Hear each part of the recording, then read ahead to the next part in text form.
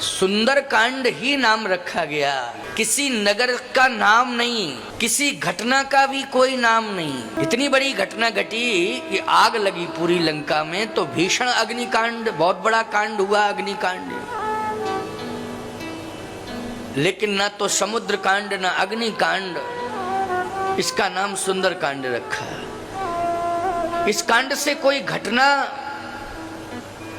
का भी मूल रूप से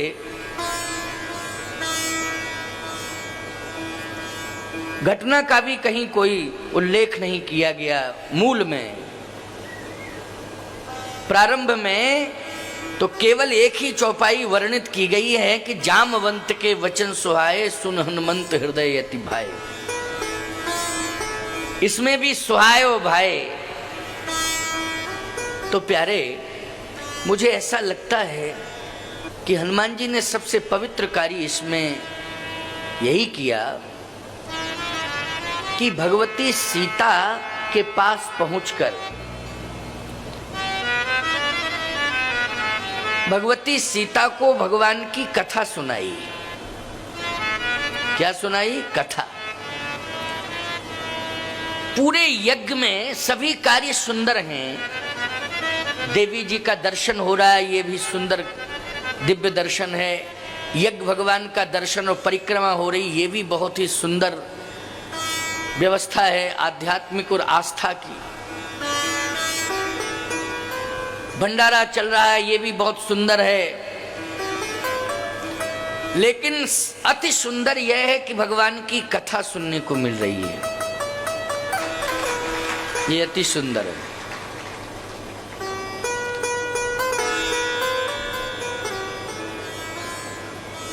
लंका में हनुमान जी ने ही सीता जी को कथा सुनाई, और कोई कथा सुनाने पहुंचे ही नहीं। क्यों भाई? कथावाचक तो विभीषण जी भी हैं, ऐसी बात नहीं। विभीषण जी महाराज भी बहुत अच्छी कथा सुनाते, लेकिन विभीषण जी महाराज ने भी कथा नहीं सुनाई। विभीषण जी ने लंका में किसी को भी कथा नहीं सुनाई। विभीषण जी ने तो लंका में रह करके भजन किया है। क्या किया है? भजन। जबकि कथावाचक हैं, बहुत अच्छे कथावाचक हैं विभीषण जी, लेकिन भजन किया। क्यों? लंका में कोई कथा सुनने वाला था ही नहीं। विभीषण किसे कथा सुनाता? लंका में कथा सुनने वाला कोई था ही नहीं। और लंका में कथा सुनने वाली भगवती सीता थी, तो विभीषण सीता जी के पास पहुंच नहीं सकता था, क्योंकि वहां राक्षसियों का प्रहरा था। रावण जाने में स्वतंत्र था, इसलिए रावण गया था। लेकिन कथा केवल हनुमान जी ने सुनाई सीता जी। मैं एक बात कहना चाहता हूं, ये बरगी नगर सुंदर हो गया।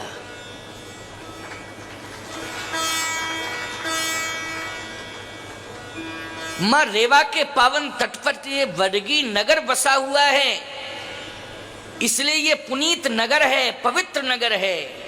लेकिन पवित्रता के साथ साथ आज ये अति सुंदर हो गया, क्योंकि भगवान की कथा हो रही है और यज्ञ भगवान यहाँ प्रतिष्ठापित हो चुके हैं। ये अति सुंदर हो गया।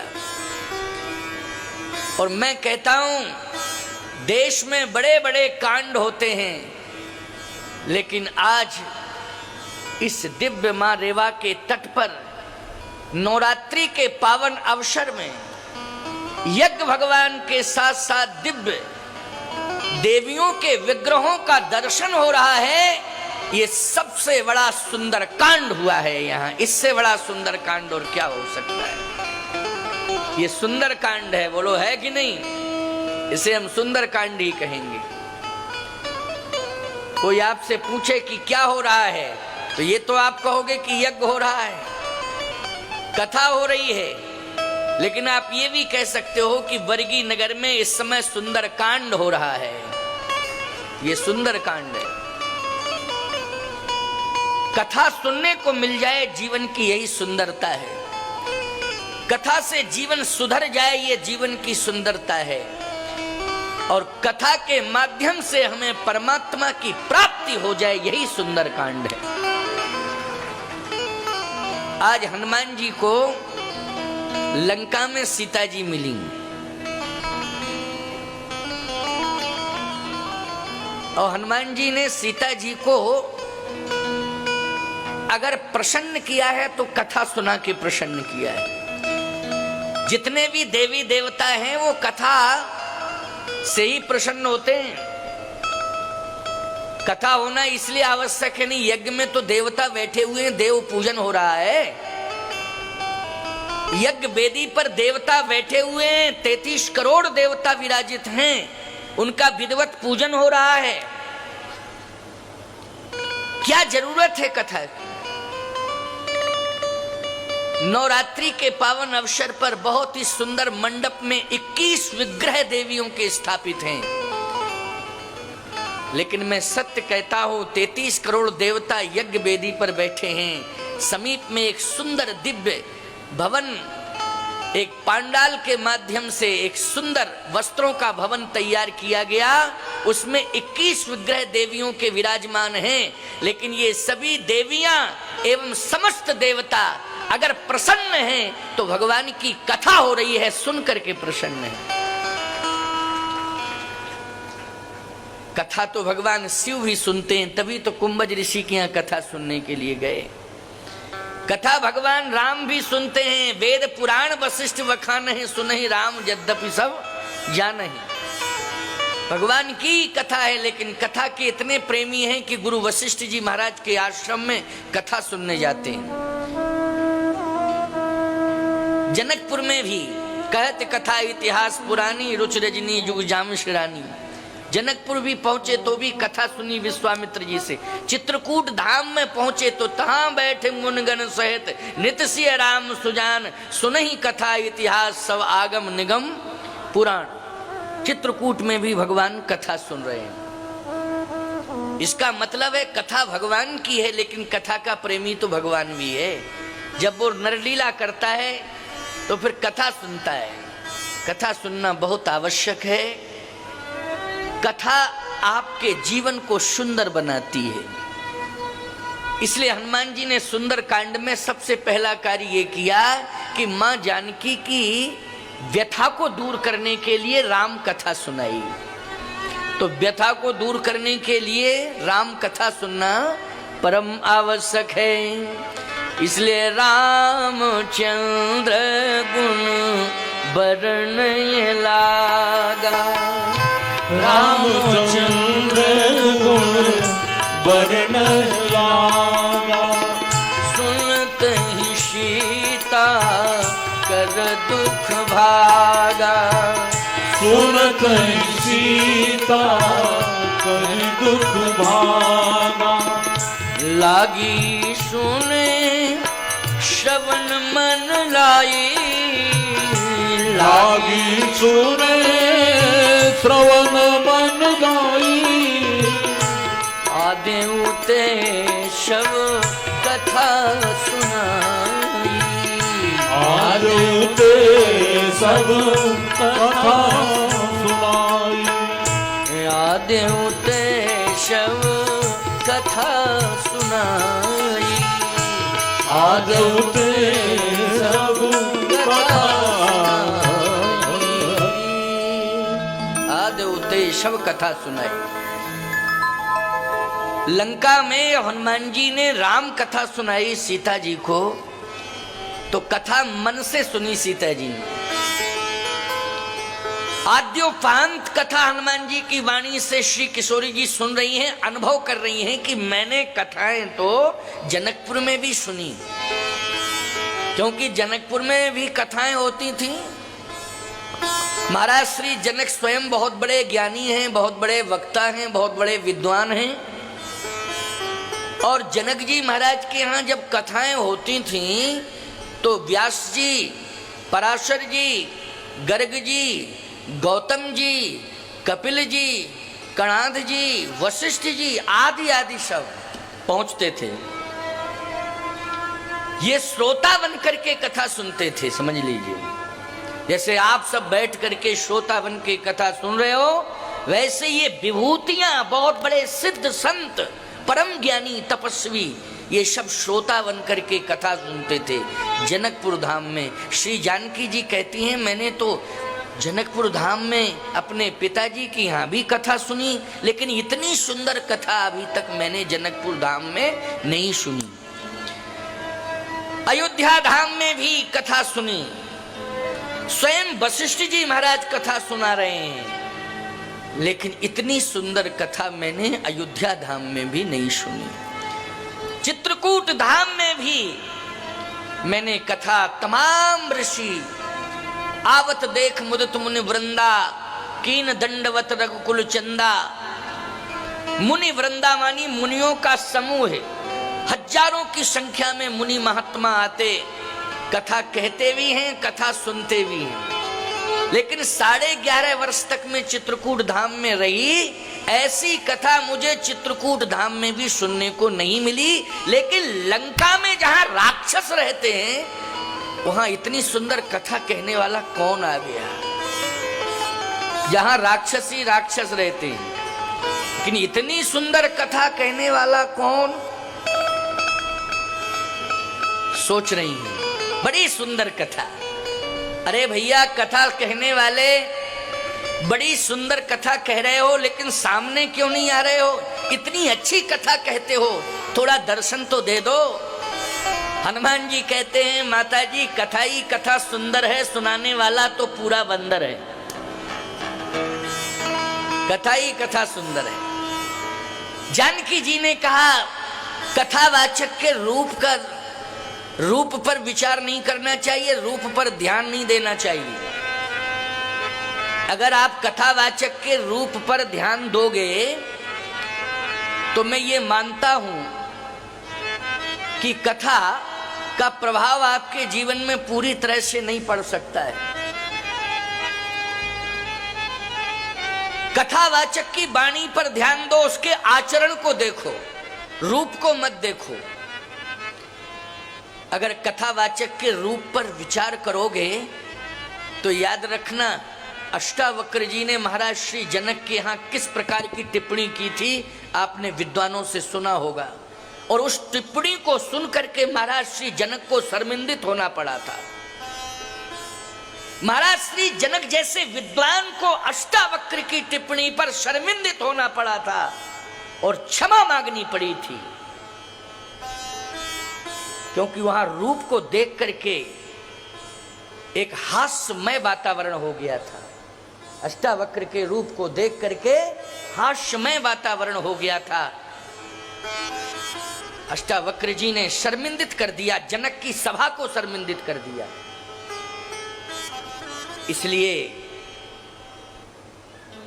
संत हो चाहे विद्वान हो, उसके आचरण को देखो कैसा है। जिसका आचरण श्रेष्ठ होगा, चाहे वो संत हो चाहे विद्वान हो, उसी की वाणी में प्रभावोत्पादकता हो सकती है, उसी की वाणी परिवर्तन कर सकती है। केवल व्याख्यान देने से काम चलने वाला नहीं है, लच्छेदार बातें कहने से काम चलने वाला नहीं है, आचरण में भी उतारो। लोग त्याग की बात करते हैं, लेकिन त्याग नहीं है तृण की नोक के बराबर। समर्पण की बात करते हैं, श्रद्धा की बात करते हैं, लेकिन तृण की नोक के बराबर भी समर्पण नहीं है ना श्रद्धा है। तो ये लच्छेदार भाषण करने से परिवर्तन होने वाला नहीं है, सुधार होने वाला नहीं है। आज हनुमान जी महाराज जो कह रहे हैं वो करके दिखा रहे हैं। जितना हनुमान जी कथा में कह रहे हैं, उससे ज्यादा तो हनुमान जी के जीवन में कर्तृत्व है। बोलो, है कर्तृत्व कि नहीं?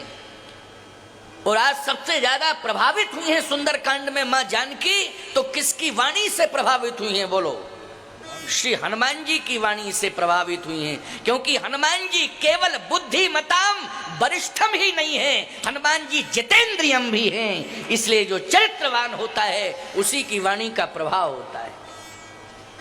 ये सुंदरकांड की विशेषता है। जीवन में सुंदर आचरण करो। जीवन में सुंदर बनना है तो भगवान की सुंदर सुंदर कथाएं सुनो। आचरण और भगवान के सुंदर चरित्र सुनने से आपका जीवन कैसा बनेगा? सुंदर बनेगा। और जब कथा सुनते सुनते जीवन सुंदर हो जाएगा, आचरण अच्छा करते करते जीवन सुंदर हो जाएगा, तो जिंदगी भर आपके हाथों से सुंदर कांड ही होते रहेंगे प्यारे, सुंदर कांड ही होते रहेंगे। इसलिए कथा सुनाने से और श्री जानकी माँ के सुनने से और जानकी जी की व्यथा कथा सुन करके दूर हो गई। इसलिए इस कांड की ये विशेषता है कि ये सुंदर कांड हो गया। अब लंका कांड, लंका कांड में हनुमान जी की कथा से ही विभीषण जी का हृदय परिवर्तन हो गया और लंका छोड़ने का संकल्प ले लिया विभीषण ने। बोलो किसकी कथा सुन करके परिवर्तन हुआ? हनुमान जी की कथा सुन के, और लंका छोड़ने का उसने संकल्प ले लिया। लंका कंचन नगरी है, सोने की नगरी है, सोने की नगरी का त्याग करने का संकल्प विभीषण लेता है। बोलो ये त्याग की पराकाष्ठा पर पहुंचाया है विभीषण को, तो हनुमान जी के वाणी से निकली हुई कथा ने पहुंचाया है। इसलिए कथा बहुत बड़ी उपलब्धि है हम आपके लिए। आज विभीषण राम की शरण में पहुंचा कथा सुन के। कथा सुनकर के मंदोदरी का हृदय परिवर्तन हो गया लंका कांड में। आप कहोगे महाराज कोई प्रमाण है? हाँ, तो लंका कांड का भी मैं प्रमाण दे रहा हूं कि मंदोदरी का हृदय परिवर्तन हुआ। क्या सुन के हुआ? कथा सुन के। हनुमान जी महाराज जब लंका में प्रवेश किए तो उन्होंने संपूर्ण लंका का परिभ्रमण किया। मंदिर मंदिर प्रतिकर शोधा, ये संपूर्ण लंका का परिभ्रमण हनुमान जी के द्वारा हुआ। मंदिर मंदिर प्रतिकर शोधा, देखे जहते अगणित जोधा। लेकिन प्यारे हनुमान जी ने रावण के दरबार में रावण से जो कहा वो मंदोदरी ने भी सुना, राक्षसों ने भी सुना, विभीषण ने भी सुना, सबने सुना। क्या कहा था? हनुमान जी ने कहा जो जीवन का सत्य है वो मैं सुना रहा हूं रावण, अगर मेरी बात मान जाओ तो तुम अजय हो जाओगे, अमर हो जाओगे, तुम्हारी सत्ता क्षुण्ण हो जाएगी। रावण मेरी बात मान लो। यही हनुमान जी की कथा है। हनुमान जी करे थे राम चरण पंकज उर्धरहु, तो लंकाय चल राज तुम करहु, लंकाय चल राज तुम करहु। राम चरण पंकज उर्धरहु, तो लंका अचल राज तुम करहु। भगवान राम के चरणार बिंदों को तुम हृदय में धारण कर लो। बोलो ये कथा है कि नहीं? किसी को उपदेश भी कह सकते हो। क्यों भाई? उपदेश भी कह सकते हो और कथा कह सकते हो। राम चरण पंकज उर्धरहु, तो लंका चल राज तुम करहु। तुम्हारा अस्तित्व कभी समाप्त नहीं हो सकता। लेकिन राम हनुमान जी के इस उपदेश को स्वीकार किया दो ने, एक तो विभीषण जी ने और दूसरा मंदोदरी ने। इसलिए ही विचारवान श्रोताओं विचार करना, दोनों ही अमर हैं कि नहीं? मंदोदरी भी अमर है, उसका भी अस्तित्व आज सुरक्षित है, और विभीषण का भी अस्तित्व आज सुरक्षित है। बोलो है कि नहीं? मंदोदरी का भी अस्तित्व आज सुरक्षित है और विभीषण का भी अस्तित्व आज सुरक्षित है। किसके प्रभाव से? मंदोदरी के व्यक्तित्व के प्रभाव से नहीं, विभीषण के व्यक्तित्व के प्रभाव से नहीं, बल्कि भगवान की कथा सुनने के प्रभाव से दोनों का अस्तित्व आज सुरक्षित है। रावण ने नहीं सुनी कथा, मर गया। मर गया कि नहीं? और कल विजयादशमी है, कल तो गांव गांव में मरेगा। ऐसा कोई घाव नहीं होगा जिसमें मरे ना हो। क्यों भाई, हर साल फूकता है, हर साल पैदा हो जाता है। सावधान, कथा के प्रभाव से मंदोदरी अमर हो गई। अच्छा, मंदोदरी कथा के प्रभाव से अमर हुई। मंदोदरी ने देखो कथा का प्रभाव, वाणी कितनी परिमार्जित हो गई, वाणी कितनी परिष्कृत हो गई। इतनी परिष्कृत वाणी है मंदोदरी की कि आप सुनोगे तो लंका कांड का एक दोहा मैं सुना रहा हूं, दोहा सुना रहा हूं। उस दोहे से ये निर्णय हो जाएगा कि कितनी परिष्कृत प्रांजल भाषा में बात कर रही है मंदोदरी। मंदोदरी कहती है, रावण से राम है सौंपिए जानकी, राम है सौंपिए जानकी, नाय कमल पद्माथ, सुत कहु राज समर्प बन, जाहे भजो रघुनाथ। सुत कहु राज समर्प बन, जाहे भजो रघुनाथ। ये राजपाट का त्याग करो। बोलो, कथा ने त्याग की पराकाष्ठा पर पहुंचा दिया मंदोदरी को कि नहीं? अपने पति से कह रही है, अपने पति से कह रही है कि राम ही सौंपिए जानकी, नाय कमल पद्माथ, सुत कहु राज समर्प बन, जाहे भजो रघुनाथ। ये संतान को, बेटों को राज्य दे दो और हम तुम दोनों आज जानकी जी को सम्मान पूर्वक ले चलें और भगवान राम के हाथों में सौंप दें। फिर वापस लंका लौट के नहीं आना है, उसी वन में हम दोनों को भगवान का भजन करना है। बस हमारी बात मान लो, लंका वापस लौट के नहीं आना है। उसी वन में, जिस वन में राम रह रहे हैं, उसी वन में राम के हाथों में सीता को सौंप दें और हम तुम दोनों उसी वन में भजन करें। हम तुम दोनों उसी वन में भजन करें। जाहे भजो रघुनाथ, सुत कहु राज समर्प बन, समर्प बन, जाहे भजो रघुनाथ। सोचो जरा, विचार करो, मंदोदरी के हृदय का जो परिवर्तन हुआ, वाणी में जो इतना आध्यात्मिक ओज आया। क्यों भाई, ये किसके प्रभाव से आया बोलो? ये कथा के प्रभाव से आया। और वो भी किसके द्वारा कथा सुनी थी मंदोदरी ने? हनुमान जी के द्वारा कथा सुनी थी। विभीषण के जीवन में भी परिवर्तन आया कि विभीषण ने पूरी कंचन नगरी का त्याग कर दिया, सोने की लंका का त्याग कर दिया। बोलो भाई, ये हृदय परिवर्तन जो हुआ है वो किसके द्वारा हुआ? कथा के द्वारा हुआ। लेकिन कथा किसने सुनाई? हनुमान जी ने सुनाई। और सावधान, जहां जहां भी कथा होती है, आज ये जो कथा हो रही है देवी देवताओं को प्रसन्न करने के लिए तो हो ही रही है, लेकिन मैं सत्य कहता हूं, इस कथा के प्रधान श्रोता श्री हनुमान जी महाराज हैं। इसलिए हनुमान जी को ये कथा सुनाई जा रही है, हनुमान जी को प्रसन्न करने के लिए कथा हो रही है। अब हनुमान जी अगर प्रसन्न हो गए तो बोलो चकाचक है कि नहीं? आनंद ही आनंद है कि नहीं है? तो मैं कहना ये चाहता हूं, जीवन में हम सब कथा के श्रोता बने। चलिए, लंका कांड में अगर मंदोदरी की बात रावण मान जाता तो बोलो लंका कांड भी सुंदर कांड हो जाता कि नहीं हो जाता?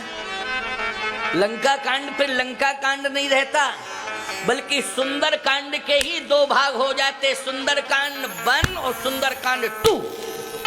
ठीक है ना? दो भाग हो जाते कि नहीं? लेकिन लंका कांड इसलिए हो गया कि कथा रावण ने सुनी नहीं और मंदोदरी का सुझाव भी नहीं माना, विभीषण का निवेदन भी स्वीकार नहीं किया, इसलिए लंका में विभत्स कांड हो गए। और इतने बड़े बड़े विभत्स कांड हुए प्यारे कि इतना बड़ा वंश, कबीरदास के मत से तो 1 लाख पूत 1.25 लाख नाती है, इतना बड़ा 2.25 लाख की संख्या रावण के अकेले घर में। बोलो 1 लाख पूत, कबीरदास की बात भी हमें इसलिए माननी पड़ेगी कि कबीरदास जी महाराज भी बहुत बड़े संत हुए हैं कि नहीं? भगवान निर्गुण विचारधारा के महापुरुष हुए हैं कबीरदास जी महाराज। तो कबीरदास जी ने कहा 1 लाख पूत 1.25 लाख नाती, 1 लाख पुत्र 1.25 लाख नाती, 2.25 लाख की संख्या रावण के घर में ही, रावण के घर में 2.25 लाख की संख्या। बोलो, अगर सामने वाला विरोध में खड़ा हो जाए तो उसकी जमानत अपने आप जब्त हो जाएगी कि नहीं? क्योंकि 2.25 लाख वोट तो घर ही में है, उसके थोक में है। उसके मुकाबले कौन लड़ सकता है, कौन जीत सकता है? लेकिन कंडीशन क्या हुई? तुलसीदास जी ने कबीरदास जी महाराज की वाणी का समर्थन करते हुए कहा है, राम विमुख अस हाल तुम्हारा। कुछ दिन पहले मंदोदरी समझा रही थी, आज मंदोदरी रावण की लाश पर माथा पटक के रो रही है। और क्या कह रही है? स्वामी तुमने मेरी बात नहीं मानी। अरे मैंने तो आपको उस स्थिति में देखा जब आप चलते थे तो पृथ्वी कांपती थी, जब बोलते थे तो पवन का वेग रुक जाता था, पतझड़ होने लगता था, हरे पत्ते भी वृक्षों से गिरने लगते थे, सूर्य की गति रुक जाती थी जब आप बोलते थे। लेकिन आज बड़ी विडंबना, बस थोड़ी देर में देखा मंदोदरी ने कि एक कौआ आया और रावण की भुजा खींच के ले गया मंदोदरी के सामने। और जैसे ही मंदोदरी ने देखा कि एक कौआ भुजा लेके जा रहा है तो दूसरा कौआ उधर से आ रहा था। उसने जो कौआ भुजा लेके जा रहा था, आने वाले कौए ने उस कौए के मुख से भुजा खींची और लेके चला गया। मैं अपनी तरफ से बनावटी बात नहीं कह रहा हूं, गोस्वामी जी कह रहे हैं, काक कंक ले भुजा उड़ाही, एक तेक छीन ले खाही, एक तेक छीन ले खाही। बोलो ये मानस की चौपाई है कि नहीं? कौआ भुजा लेके जा रहा है, जो रावण अपनी भुजाओं के बल पर गरजता था, आज कौआ उसकी भुजा को ले जा रहे हैं। और ये दृश्य कौन देख रही है? मंदोदरी देख रही है। ये दृश्य मंदोदरी देख रही है। और मंदोदरी माथा पटक के कहती है कि मैंने आपको समझाया था मैंने आपको, लेकिन आज अनाथों की तरह आप पड़े हुए हैं, अनाथों की तरह आप पड़े हुए हैं। 2.25 लाख की संख्या वाला परिवार, लेकिन आज सभी मृत प्राय पड़े हुए हैं, लाशें ही लाशें बिछी हुई हैं। लंका के इस प्रांगण सम्रांगण में लाशों के अलावा मुझे और कुछ दिखाई नहीं दे रहा है। ये मंदोदरी दृश्य देख रही है। ये किस कांड की घटना है प्यारे जो मैं सुना रहा हूं? लंका कांड की घटना। मंदोदरी विलाप कर रही है। थोड़ी ही देर में श्वान आता है। एक श्वान ने रावण की एक टांग को खींचा, तब तक दूसरा श्वान आया, उसने दूसरी टांग पकड़ी और खींचते ही चले गए दोनों कुत्ते। श्वान मानी कुत्ते, रावण की टांग को पकड़ के खींचते चले गए। मंदोदरी कहती है, धिक्कार है, धिक्कार है, धिक्कार है। अगर धर्म को धारण कर लिया होता तो ये दुर्गति नहीं होती। और मंदोदरी ने दुनिया वालों को भी सचेत कर दिया। मंदोदरी कहती है, अविचल है जो धर्म पर, अविचल है जो धर्म पर होती उसकी जीत, अन्यायी की लाश पे कुत्ते गाते गीत, अन्यायी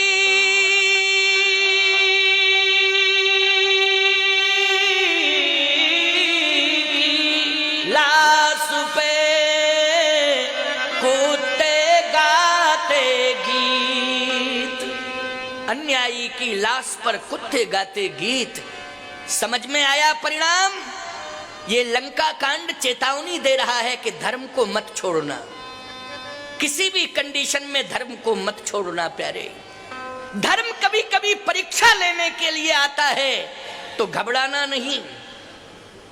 धर्म करने वाला व्यक्ति धर्म के कारण काशी के बाजार में बिक जाता है। बोलो बिक जाता है कि नहीं बिक जाता है? काशी के बाजार में बिक जाता है, लेकिन वो परिवार और संपत्ति सबको समर्पित कर देता है। भले ही काशी के बाजार में बिक जाता है, लेकिन धर्म नहीं छोड़ता है। यह है धर्म की पहचान, ये धर्म करने वाले की पहचान।